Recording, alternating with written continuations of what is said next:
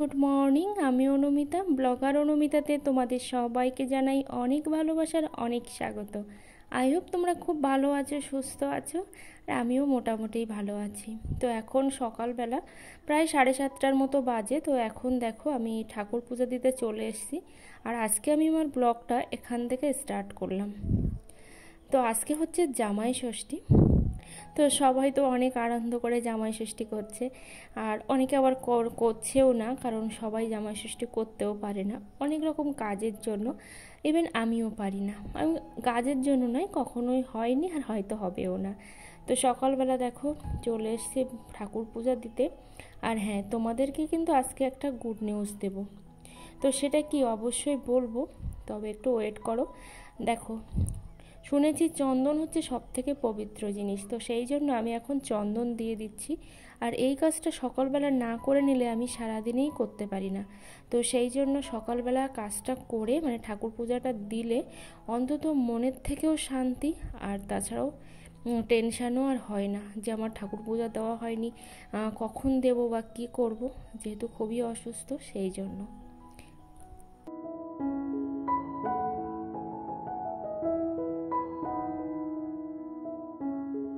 একটা দিদিভাই আমাকে কমেন্ট করেছে যে আমার সাবস্ক্রাইবার কমে যাচ্ছে, কখনো বাড়ছে তো কখনো কমছে, দেখে আমার মনটা খুবই খারাপ লাগছে। হ্যাঁ সত্যি, যখন সাবস্ক্রাইবার একটা একটা করে বাড়ে না তখন ভীষণ ভালো লাগে, কিন্তু যখনই আবার কমে যায় তখন কিন্তু খুবই খারাপ লাগে।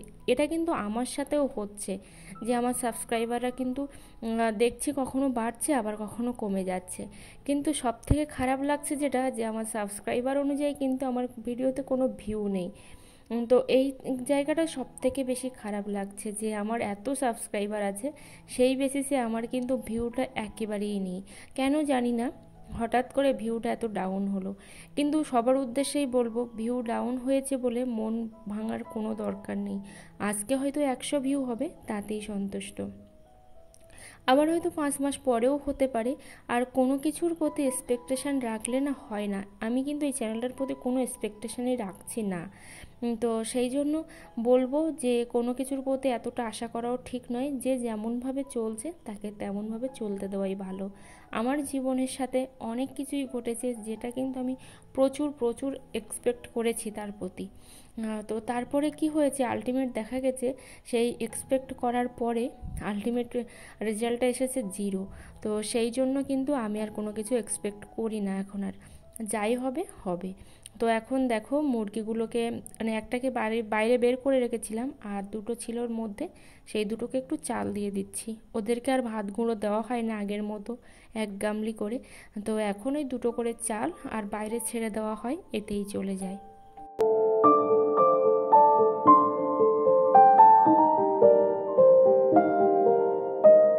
একটা দিদিভাই কমেন্ট করেছে যে শর্টস ভিডিও আর লং ভিডিওকে একটা চ্যানেলের মধ্যে দেওয়া যাবে। হ্যাঁ অবশ্যই দেওয়া যাবে, কিন্তু শর্টসে যখন ভিউ আসা শুরু হয় তখন লংয়ে কিন্তু সেভাবে ভিউ আসে না। তো আমার হাজব্যান্ড দেখো জল নিয়ে আসলো, অনেকটা দূর থেকে কিন্তু জলটা নিয়ে এসেছে। আর আমাদের এখানে জলের সমস্যাটা খুবই খারাপ। সেই সকালবেলা তোমাদের সাথে শেয়ার করেছি, তখন বোধহয় 9টা বাজে, আর এখন বাজে হচ্ছে দুপুর 2টো।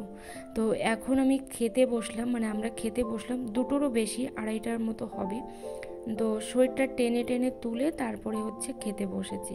তো ব্লগটার একটু বড় হচ্ছে না, সেই জন্য আমি একটু খাওয়াটাও তোমাদের সাথে শেয়ার করলাম। তো এইটা হচ্ছে গতকালকের প্রসাদী আম ছিল। তো সেই প্রসাদী আমটা কাটা হয়নি, গোটায় আমি দিই সকালবেলা। মানে সকালবেলা নয়, এটা গোপালদের জন্য হচ্ছে আমি দুপুরবেলার জন্য রেখে আসি প্রসাদী করে। তো সেটাই হচ্ছে, এটা এখন আমি কাটছি। আর আমার হাজব্যান্ড তো আম খায়ই না, তো না, ও কোনো দিনই আম খায় না, একটু কাঁচা আমই খায়। তো এখন হচ্ছে বিকালবেলা, ভাবলাম যে রান্নাটা করে নিই, কারণ সন্ধ্যাবেলা আবার কখন কি হয় কিচ্ছু বলার নেই। সেই জন্য রান্নাটা করতে চলে এসেছি। কী রান্না করব বুঝে উঠতে পারছি না, পরে ভাবলাম যে না, ডিম আর আলু করব। তো সেই জন্য এখন রান্নাটা করব। আর খুব বেশি লাগবে না, কারণ রাত্রেবেলা তো একটা আলু দিয়েই হয়ে যাবে। আসলে ওইভাবে চাহিদা আমাদের মধ্যে নেই, আর যদিও বা চাহিদা থাকে কিন্তু সেটা সামর্থ্যে কুলোয় না, এটাই হচ্ছে বড় কথা।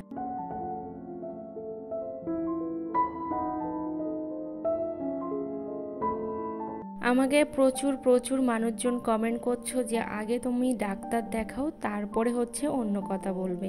প্রান্তিক বিশ্বাস দিদিভাইটা, তারপরে হচ্ছে রকমারি ব্লগস, আরও অনেক দিদিভাই আছে। সবার চ্যানেলের নামটা আমার ওইভাবে মুখস্থ নেই, তো সেই জন্য আমি যেহেতু না দেখেই বলছি, তো আমাকে খুব খুব ভালোবাসে যারা আমাকে সব সময় কিন্তু বলছে যে তুমি ডাক্তার দেখাও। আর একটা দিদিভাই যে কমেন্ট করেছে, তো কমেন্টটা শুনে আমার সত্যিই খুব ভালো লেগেছে। তো এরকমভাবে সবাই আশীর্বাদ করো, আর কিছু বলার নেই আমার।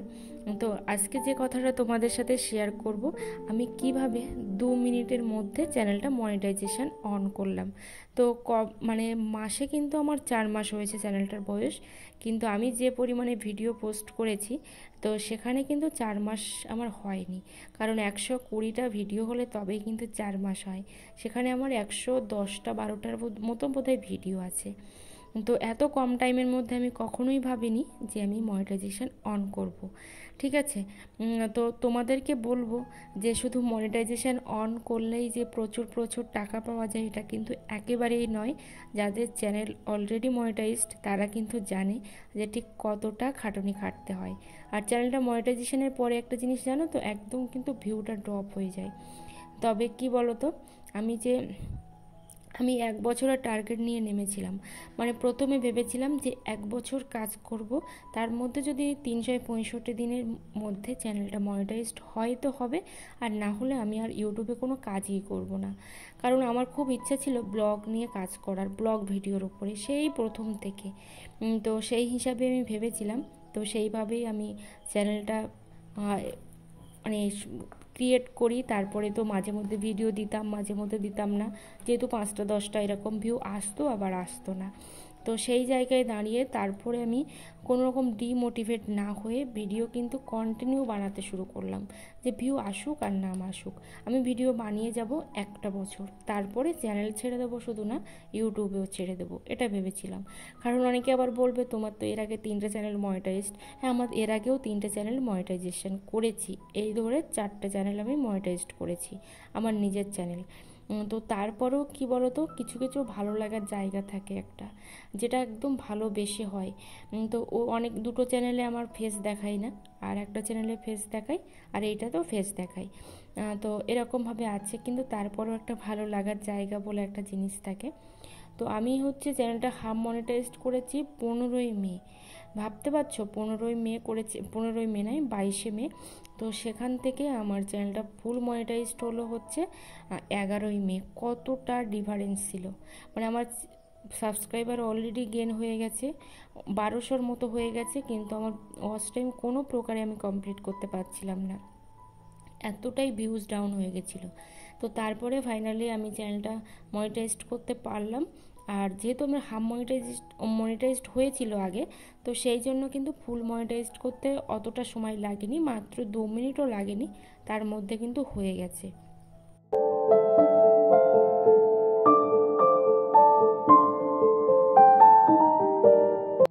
তাই যারা ইউটিউবে ভিডিও বানাচ্ছো বা ইউটিউবকে কেরিয়ার হিসেবে নিতে চাইছো, তাদেরকে একটাই কথা বলবো, কোনো দিকে মন দিও না বা কোনো দিকে কান দিও না, কার ভিউ আসছে কার আসছে না সেসব দিকে একদম দেখার দরকার নেই। তোমরা হচ্ছে টাইম মেনটেন করে তোমরা ভিডিও পোস্ট করে যাও, দেখবে একদিন না একদিন ভিউ ঠিক আসবে। আর হ্যাঁ, অবশ্যই কিন্তু কপালের প্রয়োজন হয়, এটা আমি বারবারই বলবো। কারণ আমার ভাগ্যটা এতটাই খারাপ যে আমার 4টে চ্যানেল মনিটাইজড হলেও কিন্তু আমি কোনো রকমভাবে আর্নিং সেভাবে করতে পারিনি। একটাই আর্নিং করেছি, মানে একবারই কিন্তু পেমেন্ট পেয়েছি, আর কিন্তু পাইনি। তো আমি কাজ করতে পারিনি। তো এগুলোও কিন্তু কপালেরও প্রয়োজন পড়ে, এটা কিন্তু মানতে হবে, কেউ মানুক আর না মানুক। আর যারা বড় চ্যানেল হয়ে গেছে তারা বলে ও কোনো ব্যাপারই না, এই সেই ওই। তো এটা কিন্তু নয়, এটা আমি মানি যে ভাগ্য একটা জিনিস থাকে। ভাগ্যে যদি কোনো কিছু না থাকে, সেটা যাই হোক না কেন, সেটা ইউটিউব বিষয় হোক, কিংবা তোমার সংসারের বিষয় হোক, বা সংসারে সুখী হওয়া বিষয় হোক, বা তোমার কোনো জব রিলেটেড হোক, যাই হোক না কেন, ভাগ্যে না থাকলে কোনো কিছুই হয় না। তেমন আমার ভাগ্যটা খুবই থেকে খুবই খারাপ, যার জন্য কিন্তু আমার লাইফে এতটা কষ্ট। ঠিক আছে, তো এখন গরুগুলোকে দেখো তাড়িয়ে দিয়ে আসলাম। তো এইখানে তো প্রচুর ঘাস আছে, যে জন্য গরুগুলো আসছে বারবার। তো এই যে দেখো, এদিকে আমি পেঁয়াজটা কেটে নিচ্ছি, আর ভাবলাম যে একটু তোমাদের সাথে শেয়ার করব, যেহেতু আমার ব্লগটা বড় হচ্ছে না। তো তারপরে দেখো কারেন্টটা চলে গেল, এমনই হচ্ছে কপাল, যেটা ভাবি যেটাই করব তো তারপরে দেখি ঠিক তার উল্টোটা হয়। তো অনেকে আবার কমেন্ট করেছো যে কি বলো তো, যে চ্যানেলের ভিউ আসছে না। তো ভিউ কিন্তু আসবে কখন বলো তো, যখন তোমাদের চ্যানেলের থাম্বনেলটা ভালো হবে, মানে ভিডিও থাম্বনেল ভালো হবে, টাইটেল ভালো হবে, ট্যাগ ভালো হবে, তখন কিন্তু ভিউ আসতে শুরু হবে। কিন্তু তারপরেও একটা কথা বলবো, ওই যে কপাল, এটা কিন্তু মানতে হবে। আমার কপালে নেই বলে কিন্তু আমি 3টে বছর ধরে কষ্ট করে যাচ্ছি, কিচ্ছু করতে পারিনি। কিন্তু আমার সাথে সাথে যারা চ্যানেলটা ওপেন করেছে, তারা কিন্তু অনেক কিছু করে নিয়েছে এই 3 বছরের মধ্যে, অনেক কিছু। ইভেন কিন্তু বাড়ি গাড়িও অনেকের করেছে, কিন্তু আমি কিচ্ছু করতে পারিনি। কপাল ভালো না থাকলে কিচ্ছু ভালো হয় না। শুনতে খারাপ লাগলেও এটাই বাস্তব, আর এটা আমি মানি, আগে না মানলেও। তো দেখো, একটা আলু দিয়েই কিন্তু হয়ে যাচ্ছে আমার তরকারি। আর তোমরা যে আমাকে এত এত ভালোবাসা দেবে আমি সত্যি ভাবতে পারিনি। কিন্তু একটা জিনিস খারাপ লাগে, যে আমার সাবস্ক্রাইবারের তুলনায় কিন্তু নট সাবস্ক্রাইবাররা বেশি ভিডিও দেখে। আমার সাবস্ক্রাইবাররা ভিডিও দেখে না বললেও চলে। তো এইটা সব থেকে বেশি খারাপ লাগে। তো যাই হোক, সবাই যখন ভালো লাগবে অবশ্যই দেখবে। দেখো, অন্ধকারের মধ্যে আমি রান্নাটা করছি। তো আমি ডিমটা দিয়ে এখন বেশ কিছুক্ষণ ফুটিয়ে নেব। এদিকে মুরগির ঘরে দেখলাম যে না, আজকে কোনো ডিম পারিনি। তো এখন যেহেতু ঘরে রাখি মুরগিগুলো, আর এখানে দেখো মা হচ্ছে প্রচুর জামরুল পেড়েছে, আমাদের জামরুলের 3টে গাছ। তো একটা সময় কি লোকের গাছের দিকে একটু তাকাতাম, কখনো কারোর কাছ থেকে আমি একটা জিনিস পেড়েও খাইনি, বা এখনও পর্যন্ত আমি কাউকে না বলে একটা জিনিস কোনো দিন নিইনি। তাও আবার কি, কেউ যদি আমাকে হাতে করে দেয় তবেই, না হলে কিন্তু খাই না। ইভেন বাড়ির জিনিসও কেউ হাতে করে না দিলেও আমি খাই না। তো সেই সময় মানুষের বাড়ির দিকে একটু হলেও তাকাতাম। তো কিনে এনে দিত দাদু বা মাসিমা, কিনে এনে দিত। কিন্তু আর এখন বাড়িতেও আছে, কিন্তু আমি হাত দিয়ে খেতেই যেন কেমন একটা ভয় ভয় লাগে, যে না, কেউ আমাকে তো হাতে করে দেয়নি, তাহলে আমি কি করে খাবো। তো তারপরে দেখো, এদিকে আমি বিছানাপত্রগুলো কিছুটা গুছিয়ে তারপরে এইগুলো গুছিয়ে নিচ্ছি। কারণ যখন একটু একটু শরীরটা ভালো হচ্ছে তখনই একটু একটু কাজটা করার চেষ্টা করছি, আবার যখন খারাপ হয়ে যাচ্ছে তখন আবার কিন্তু রেস্ট নিচ্ছি। আর যে কি হচ্ছে সেটাও আমি বুঝতে পারছি না। যাই হোক, আমার হাজব্যান্ড দেখো প্রচুর পরিমাণে জিনিসপত্র এরকম করে সব রেখে দেয়, যেটা যেদিকে যেমনভাবে মনে হয় সেদিকে কিন্তু তেমন করেই রাখে।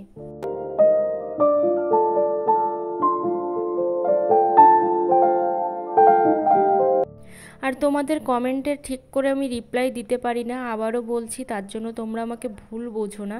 আসলে আমি রাত্রিবেলায় তোমাদের কমেন্টের রিপ্লাইগুলো বেশি দিই, কারণ সারাদিন তো আমি ফোনটা হাতেই করি না, শুধুমাত্র ওই একটু শ্যুট না করলে নয়, তো সেই জন্য।